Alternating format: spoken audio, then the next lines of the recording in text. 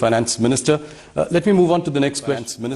Let me move on to the next question around the budget, and this is to do with the economy. Is the current recovery due to pent-up demand, or do you think that this will be sustained? I think it will be sustained because the pent-up demand argument was very right nearly 4-5 quarters ago, when post the Omicron we were coming back. People thought 2022 festival season was driven by revenge shopping, pent-up demand and so on. But that pent-up demand won't stretch itself for more than one season if you want to, take it that way. 2022 festival season was in its normal course and there was no exaggeration in the markets or even in consumption. So I think it has now reached a level where it will sustain itself. No, I ask this question also because the rural demand is still tepid. Looking at the commentary coming from FMCG companies in India. Also, if we look at the work under the Manrega scheme and the and FMCG results, I ask this question in this context as well. Can aggregate demand be more robust?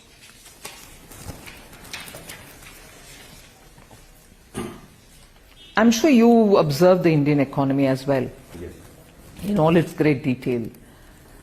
Demand doesn't remain stable and then it doesn't remain only going upward. It does come down sometimes and does go up some other times. In fact, at that time, during the pandemic, even during the lockdown, most of us felt the rural demand is very high, and what could explain it? We thought that the farm outputs were very good, and as a result they were having quite a few money in their hand, and therefore they were able to sustain it. So that happens soon after the harvest. But rural demand even today, in terms of the people who are in the farm equipment manufacturing areas, are quite comfortable with what is going on in the rural market. It's not as if demand has affected them. So people are purchasing equipments to do their tilling or farming activities. That's one. I'm not just talking about tractors, but even the other equipments which go in. One. And second, also rural demand, which is FMCG related or your daily consumption related items. Your GST revenues, whilst I don't want to say that revenue GST going up is purely on rural, it may be urban and rural, but it means that it cannot be maintaining a sustained level if one of the segments, rural or urban, really fall down drastically. So I don't think it's worrisome, if at all, any drop. The RBI governor says that the worst of inflation is behind us. So can the RBI then take a more relaxed view of monitoring, tightening and support growth in the coming weeks and months?